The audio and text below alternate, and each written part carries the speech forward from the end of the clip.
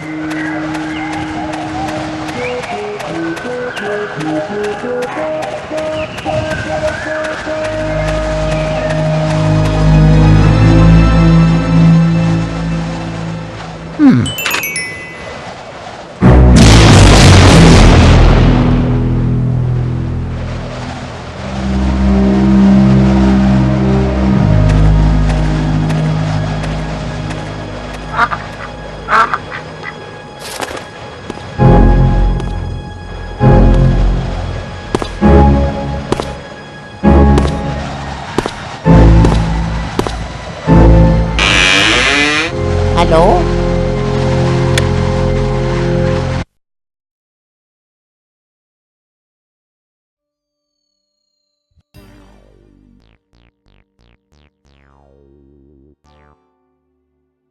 Hello everyone, and welcome to Luigi's Mansion. Fun fact, this was the first game I ever owned. I just showed this. Okay, so, because I'm doing the Pikmin 2 playthrough with Kaden, and I've just given up on the Type of Man playthrough. Not that it's hard, I don't know. Want to do some other different game I know, because I think just standing around talking from barely anything for a puzzle game like Type of Man, I don't think that works out too well, like, at all. If you watch it, you could see how much fast forwarding there was. Like, a ton. This game I know. I've done this game. I beat this game. Now, like doing games I know in playing a gameplay of one, or at least doing like a puzzle game with a friend that, because keep you on talking, will be more engaged. Yeah. This was the first game I know, as I said earlier, and for those who don't know, the plot of this game is Luigi was just walking by. This was explained at the back of the box. Luigi was just walking by, and all of a sudden, he won a contest he never even entered. It was a mansion. Mario was gonna meet him at the mansion, and so Luigi came. This is the mansion. And that's Professor Egad, who was first revealed in this game and has appeared in many other Mario games afterwards. Like not exactly Super Mario Sunshine, but he made Flood in Super Mario Sunshine. But he did play actually a pretty big part in one of the Mario and Luigi games. Anyways. So right now, I've just found the key, opened up the door. I just did so while talking about this, that's how much I know this game. I never really got too far in this game though when I was like more 6 or 7. And I was not able to beat it without looking a bunch of things up.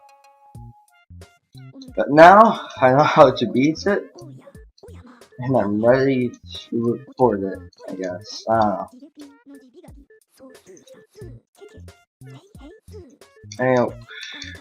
I'm sorry if you want to read this, it's just, I want to get into the game. I don't know. Random fact, if you stay on this menu for long enough, there's an Easter egg that comes on. It's called Tataka Song, which appears in all the games that this one person who worked at Nintendo worked on. It's also in Pikmin 2. Yeah, this is just a tutorial. Honestly, I haven't played the game, like, for a very long time. My friend Jeffrey and I are planning to do a raceless game sometime. It's not very long race. I don't know. I'm just saying things completely wrong. I would just say it's not a very long game. There are 4 parts in it, and each part requires you to basically capture as many portrait ghosts as you can, which I'll get into later, and just, well, get to the end and beat the final boss, like, basically every game ever. Like, can't really think of many games that don't have a final boss. Like, a game that just ends is not really something you can come across very often, if at all.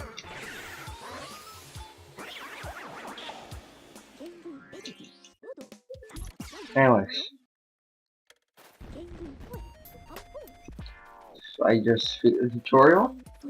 So, this game is actually really nice, like, with the tutorial. Like, a lot of people get really annoyed with tutorials in games often, but this game, and some other games I like, just have, like, we're only 6 minutes into the game. I know that I've actually played this, so I know the controls already, but still, 6 minutes, and there will literally be basically no tutorials.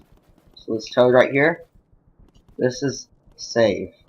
Not a joke. Code in this game, that's save, basically. Talk to him. Oh yeah, code off here also tells you about, like, the story. How Mario just disappeared. When he came to the mansion. So now it's time. Let's go and start the quest. So one of the main gimmicks of this game is light and dark rooms. Light rooms are basically safe houses. Nothing can really hurt you in the light.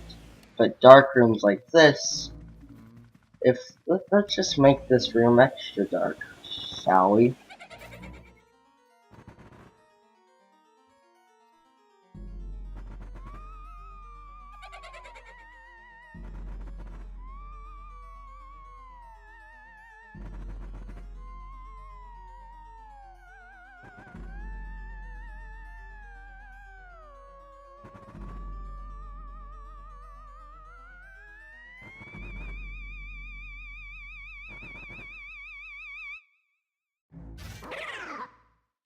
That cutscene right there basically said, if you're afraid of the dark, you're not gonna make it alive. Because, again, as I was saying earlier, ghosts only appear in the dark. They don't appear everywhere else. Just in the dark. But if you catch all the ghosts in the room, like I just did, it becomes light. And basically, every time you do this, a chest appears. Open it, get yourself a key. These keys are literally the main source of progression. With these keys, you can use them to open doors, which allow you to go through all the required areas you have to go through.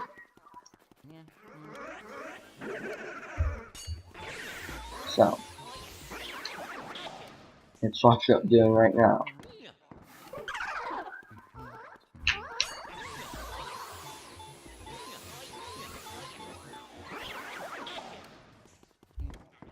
Most of these early game rooms are, like, really easy, actually. It's just like 1 or 2, maybe 3 ghosts each room. And you just suck them up,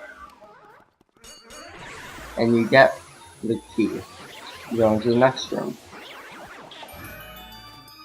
It's really good at the beginning stage for teaching you, like, you can, like, The main objective for each room is to go in and clean the place out of ghosts.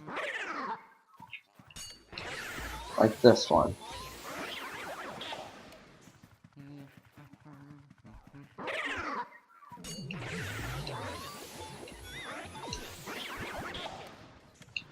And some ghosts have different abilities, like this one. Eats bananas, throws the peels on the ground. If you run into them, take some damage and you lose the ghost. So yeah, we should probably get rid of those.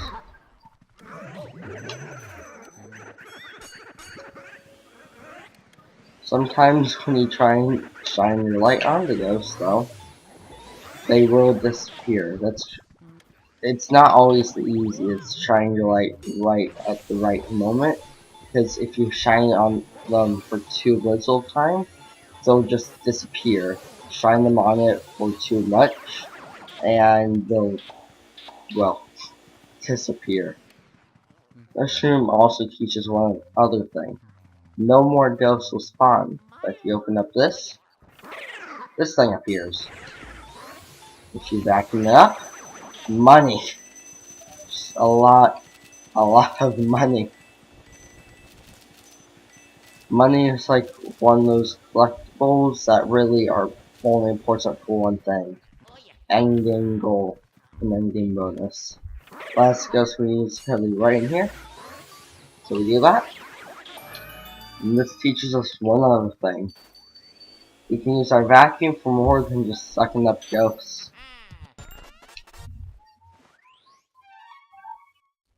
And after that is all done, we have now unlocked the next area. Well, not the next area, but this also teaches us that keys just don't always take us to where we were.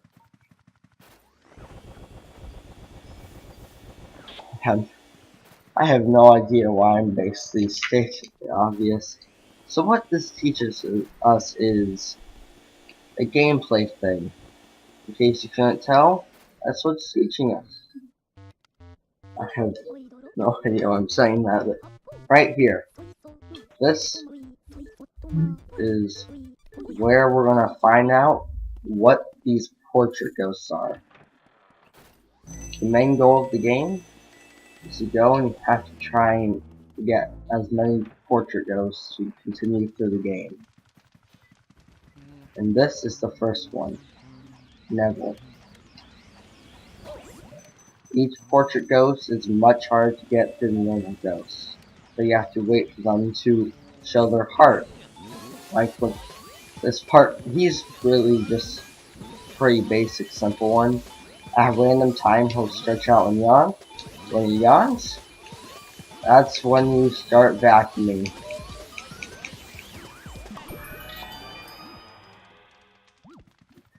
You don't actually need to get every portrait ghost to defeat the game. Most of them, however, have keys that you have to get if you want to progress through. For example, these first three.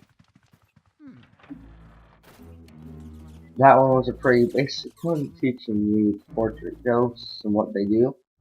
I'm saying what they are, but I don't know why I can't help it. This one is a bit more complex. Instead of just waiting, you can see that there's one right here. If you press X, you can open up the Game Boy Horror. Egad said earlier that if we shine the Game Boy Horror over their hearts, we can see what we can do. For example, this one says,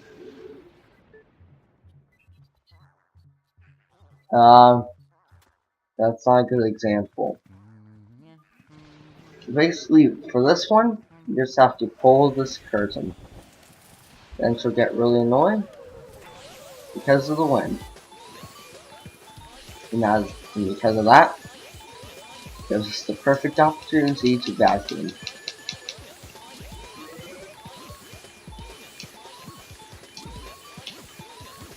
Yep, You don't have to get them in one setting, like, you can actually get them in, like, as many settings as you like, but these pearls give you a lot of money. And the longer you vacuum up them per setting, the more pearls you get. And I'm pretty sure there's something I want to explain now, but this is the first episode and something for literally the end of the game. So I guess I'll just be waiting till then.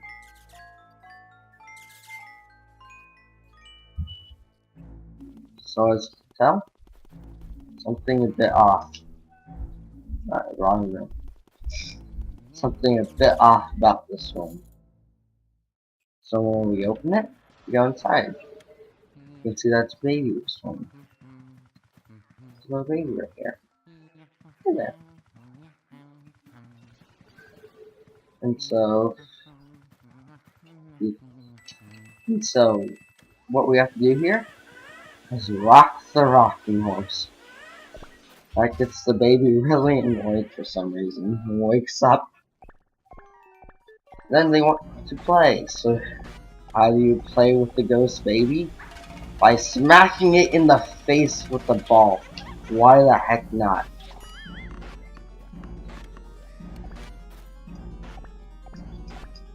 This baby is very, very angry. Let's just say this is the first boss of the game. In the first episode,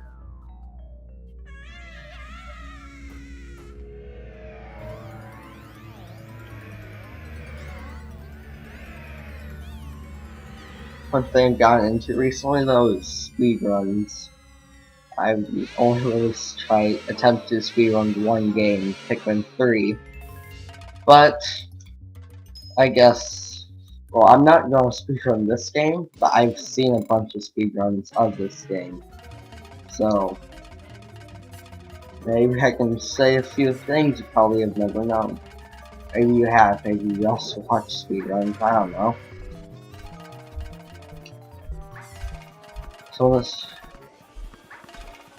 So the objective here is do exactly what you did to get in the fight in the first place. Smack him in the face with the ball. This boss you cannot get in one cycle, you have to constantly go in multiple cycles. But you want to make sure you don't hold on to him for more than 50. Like, if his health goes below 50, that actually will force you to do one extra cycle. I don't know if the health I got is good enough, but who knows? That was close. There we go. More beach balls. They're not beach balls. I don't know why I keep calling them that. They look like they are, but they're not. Okay. Speed. Yes. Gosh darn it. Okay, there we go. Third time's a charm. You know this. We have been the first boss, like basically any game ever, really. The first boss is not really too difficult. They're really, like, always very easy. Like this one. You just walk in front of the rocking horses so they can just go on their merry way. After that, you throw a beach ball. Oh, beach ball again, why? And right after that, you vacuum. And once you have vacuumed them, that's when this will appear. Inside, a key. What will that key do? Well, find out next time. Adios. Before I go, I completely forgot one thing. Right after this, After you defeat the boss, you then take all the portrait ghosts you then captured in the poltergust, and then you watch them be turned into paintings. How does that go? Well, like this.